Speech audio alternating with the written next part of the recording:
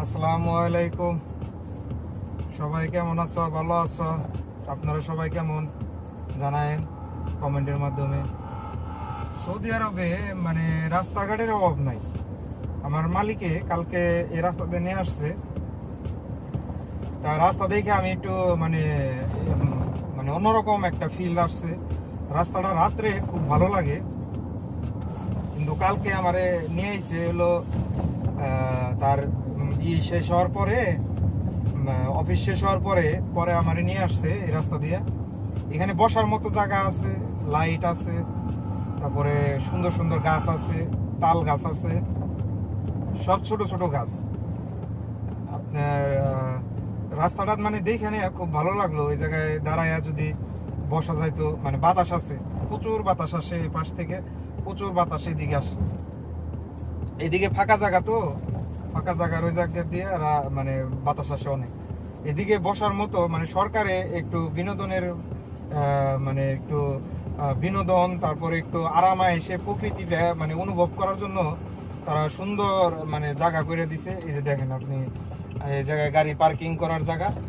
এই যে দেখেন সুন্দর সামনে ঘাস আছে, পাখি আইসা বৈশা রয়েছে। যে বক দেখেন, বক উড়াল দিল আমাকে দেখে।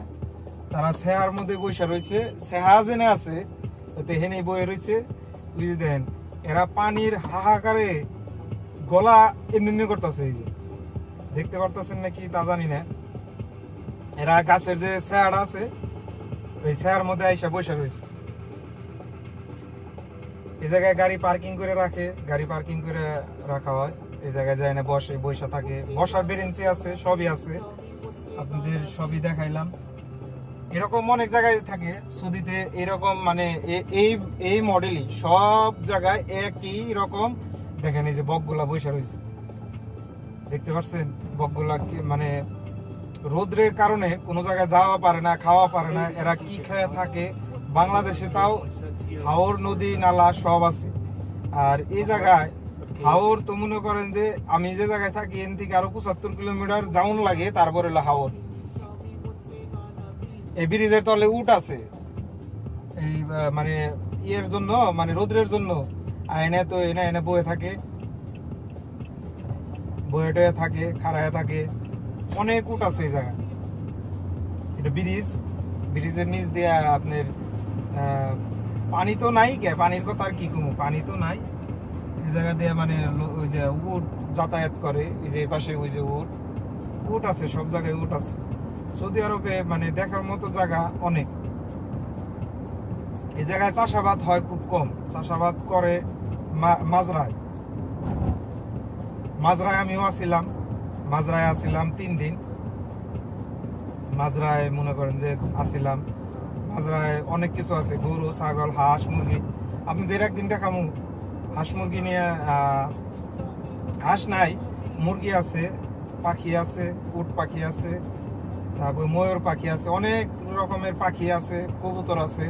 আপনাদের সব দেখামু একদিন, মাজরায় যায় একদিন দেখাবো ইনশাল্লাহ। আল্লাহ যদি তৌফিক দান করে আপনাদের দেখাবো। আর আপনারা সবাই সুস্থ থাকবেন, ভালো থাকবেন, আমার জন্য শুভকামনা। আমি নিজেই বলি, দোয়া করবেন আপনারা। আমার গলাটা শুকিয়ে আসতেছে, পানিটা আছে, পানিটা গরম, গাড়ির মধ্যে গরম হয়ে রয়েছে পানি, গলাটা শুকিয়ে আসতেছে, পানি খাইতো। সৌদি আরবে থাকলে ভাইরা আপনাকে হাতে পায়ে ধরে কই, পানি খান, পর্যাপ্ত পরিমাণ পানি খান।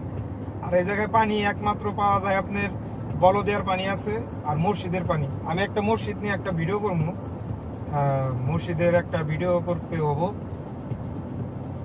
আপনারা সামনে দেখতে পারবেন। আমি ভিডিও আস্তে আস্তে অনেকগুলো ভিডিও ছাড়বো, এক এক করে মেলা ভিডিও ছাড়বো। বাংলা ভাষা মাতৃভাষা, টাঙ্গাইলা ভাষা মানে দেশের সব জায়গার ভাষার শ্রেষ্ঠ ভাষা হলো টাঙ্গাইলা ভাষা। তাহলে ভালো থাকবেন। আসসালামু আলাইকুম।